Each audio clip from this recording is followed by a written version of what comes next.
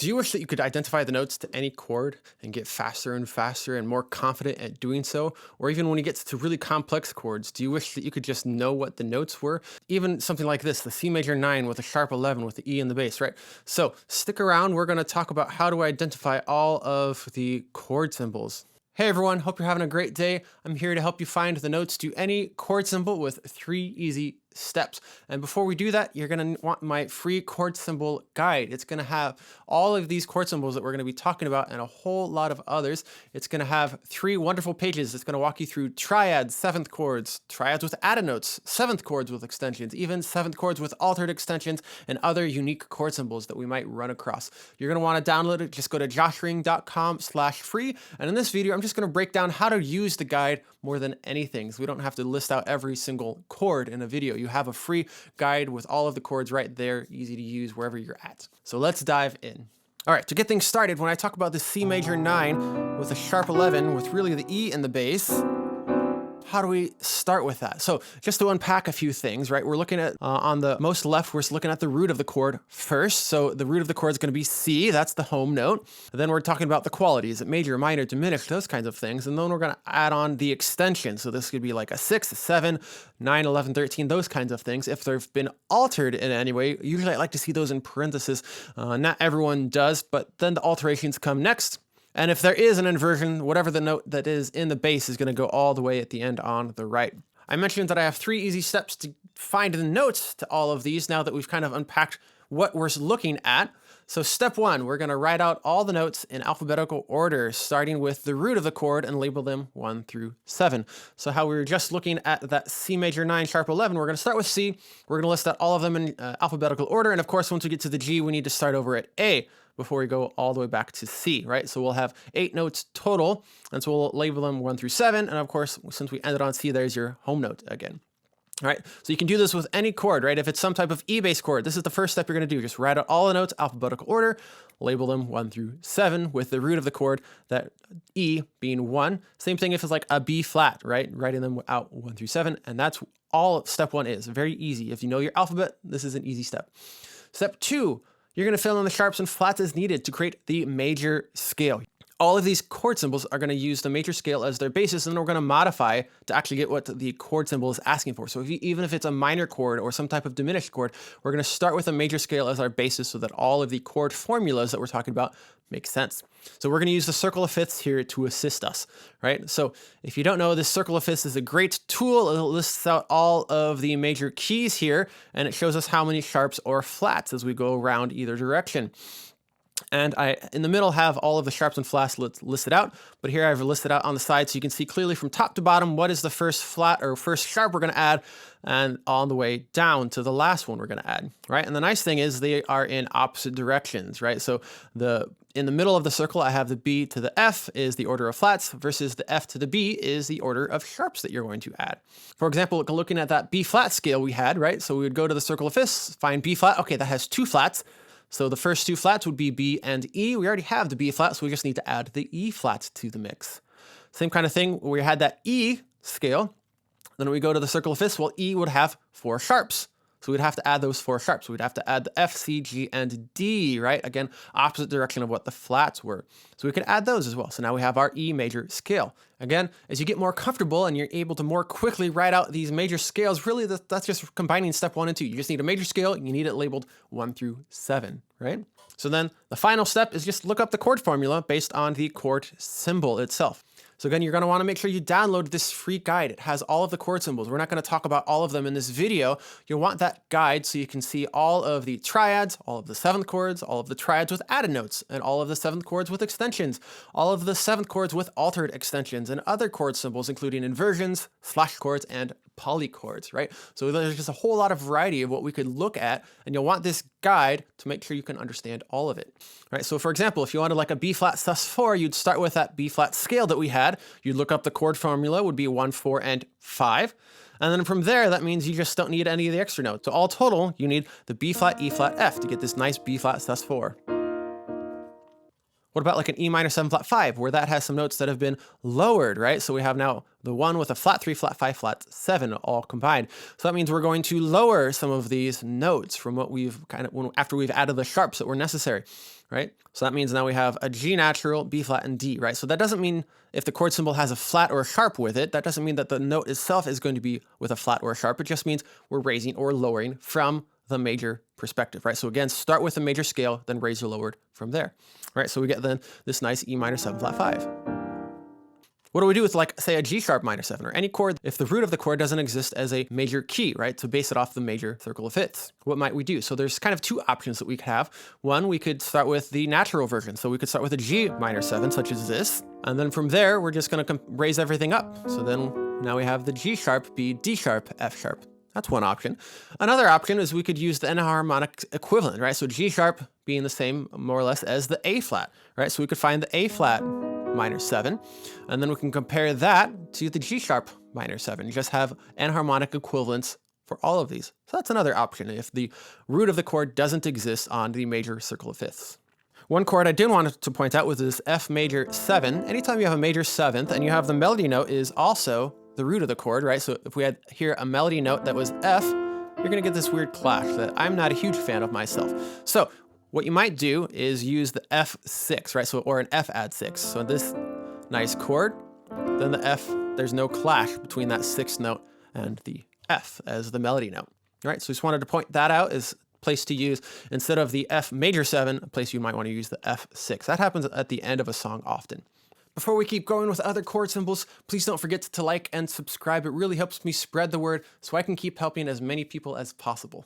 So let's talk real quick about extensions. So by that, I mean we have our 1 through 7, but we can go beyond that and add 9ths, 11ths, and 13ths. And with that, right, the 9 is the same note as the 2nd, the 11th is the same note as the 4th, and the 13th is the same as the 6th. So we still have our 1, 3, 5, 7 that we were kind of working with, mostly 7th chords, but we can add on to those as we want to, or we can just have triads that we're adding on to. I also want to point out why you might use 9, 11, and 13 instead of just 2, 4, and 6, and it has to do with the 7th. When the 7th of the chord is present, usually you're going to use 9, 11, 13 instead of 2, 4, and 6. All right, so for example, the C major 7 with an added 9th, right, we could just call that the C major 9, right, this beautiful chord. So for instance, right, we have the same C, E, G that we would have for the major 7. We're adding this 2, or the 9, right? Right, so just like we had for the C major 9 was just a major 7th plus the 9th, the same would be true for the C9, right? That's just a dominant 7th chord with the 9th, right? So a C7 plus a 9 gets us the C9. Or a C minor 9, right, would just be that C minor 7 plus the 9th, right? There's your C minor 9. And I just want to point out, as you're working, right, the C9 is a completely different chord than the C add 9, right? So it's the C add 9 doesn't have a 7th in it, where the C9 does have a 7th, right? So just make sure they have completely different functions, right? The C add 9, or sometimes called the C add 2, or just a C2, right? That could be like a home chord, whereas when you add the 7th, like in the C9, right, just be really careful. That's not something that you would normally use as a home chord in a lot of music styles, right? So be careful, you have the distinction between the C9 and the C add 9. So just like these formulas work with kind of a more or less the 7th chord plus the 9th, the same kind of thing works with the 11th, right? So the C minor 11 is really just a C minor 7 plus an 11th, right? So we would get this sound, right? So for this like F minor 11, there's your F minor 7, and we add the 11th, the B flat on top, right? And you are allowed to add the 9th as well, right? Some books say you have to add the 9th. That's not necessarily true. You just need to add the 11th, and then the 9th is optional. But be careful of the C major 11 and the C11. These, to me, aren't good chords that you would normally use in the same fashion. So what I mean by that, with this normally like C major 11, right? So this E and this F would clash quite a bit. In most circumstances, I wouldn't like that sound as much. When I run across a C11, more often than not, that's really just saying leave out the 3rd, right? So it's kind of like that sus4 sound with the 7th, right? But this is telling you you could also have the 9th in there, right? So personally, I like to see, instead of a C11, I would say write like a C7 sus4 or C9 sus4. When I have the E in the chord, I'd rather have like a sharp 11. So here I have like the C7 with a sharp 11. That to me is a nicer chord to use, right? Has some nice crunch to it, right? So with this G13, for instance, right? That's really just saying you want the seventh as a dominant seventh chord, and you're going to add the E in there. Right, you could also, of course, add the A in there. Please don't add the C, like the same reason we talked about with the 11s, right? I think that just muddies things up a little too much. So if I really wanted to be clear, if I was writing out the chords that I wanted both the 9th and the 13th, I would maybe put the G13 with 9 in parentheses after it. Right? I did want to point out when you're working with 6th and 13s, please be sure you're adding the major scale version, right? So here with this B minor 6, I don't want this sound per se based on the chord symbol of B minor 6, right? We think minor, oh, that's going to have a lower third, lower sixth, lower seventh, but really the case is it's all based on the major scale perspective. So the actual true chord would be this B minor chord with a sixth added as well. Right, because all of this is based on the major scale, and the B major scale has the G sharp. The D is the only note that has been lowered, right? That's your flat 3. So just like on 7th chords where we can modify the 3rd, 5th, or 7th, right? We can do the same kind of thing with 9s, 11s, and 13s. So the best options are flat 9, sharp 11, and flat 13th as your options that you can have. So we already talked about this C7 with a sharp 11. That's a common one you'll encounter. Another great one is this C7 sharp 9, which gets really nice and crunchy for us.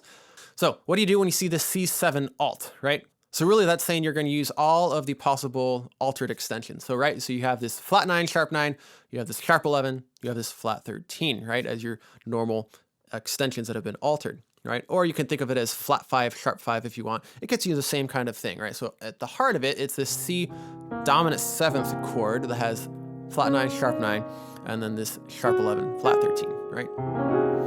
And really you can use all of those or just a handful of them. It's just saying that it's been altered quite a bit. Pick and choose which alterations you're going to use or all of them. So last little bit, we have inversions versus slash chords. So with this, on the left, I have an inversion C over E. And I know it's an inversion because when I think of a C chord, right, that could have root, 3rd, 5th, or 7th, 1, 3, 5, 7, I could put any of those notes in the bass, right? So here I have obviously the E is in the bass. So the 3rd of the chord is in the bass. So I know that the C is the root of the chord, right? So I would get this sound. Right? And of course I could add the 7th or anything else. I could have root, 3rd, 5th, or 7th in the base of any chord. But over here I have the C over D, right? So the D is not part of a normal C chord, right? You could think, sure, C add 9, but you can't put the extensions. You can't put 9, 11, or 13 in the bass. It just confuses the sound, right? So when I hear this, it's not actually functioning like a C chord. It's functioning like a D chord. So the D is actually the root of the chord. So let's unpack that. So when I see C over D, that means D is going to be the root. That means D is going to be 1, right? And so then I add the C chord on top. So I would get the E would be the 2nd or the 9th, right? Your G is your 4 or 11. And then the C is your flat 7th, right? So that really means it's a D9 sus4, right? Again, the 5th of the chord is usually superfluous. You can often leave out the 5th and nobody's offended. The only time you really need the 5th is if it's been lowered or raised, right? So again, this kind of beautiful sound. A very common slash chord, this C over D, all right? Very different, however, from, say, a polychord like this. So this has a completely horizontal line as opposed to the slash that we had for the slash chords, obviously. So this is saying it's a complete chord on bottom. So we have a complete C chord and a complete D chord, right? I will point out that sometimes people do this when there's just not enough space into the safe space. They'll do this horizontal line so it's stacked up and they can get more chord symbols in. So they might do that. So just pay attention to context with what is going on. So really, again, that C is the root of the chord, and this D, F sharp, A up top is some nice altered extensions, right? So we get the 1, 3, 5, the D, right, 9, sharp 11, and 13 from that D chord, right? Which really means altogether, this is like a nice C6, 9, sharp 11, we could call it, right? And now again, calling it some type of like 6, 9 chord because there is no 7th, right? There's no B or B flat. If there was, it'd be some type of like C13 chord.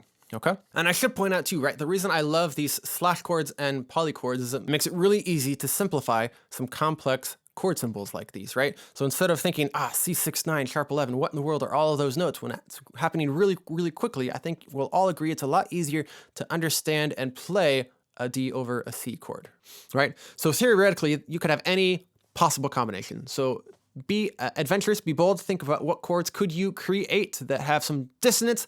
As long as that dissonance resolves smoothly and nicely, you could come up with all sorts of beautiful colors in your chord symbols. Thanks again. I hope that's been helpful. Again, you'll want the guide, go to joshring.com/free to get your free chord symbol guide that lists out all of these chords, way more than we talked about in just this video. And please let me know in the comments below, what chords do you want help deciphering? Do you have any that I didn't cover in the guide that you might want help unpacking? So again, go to joshring.com/free for your free chord symbol guide. Thanks and have a great day.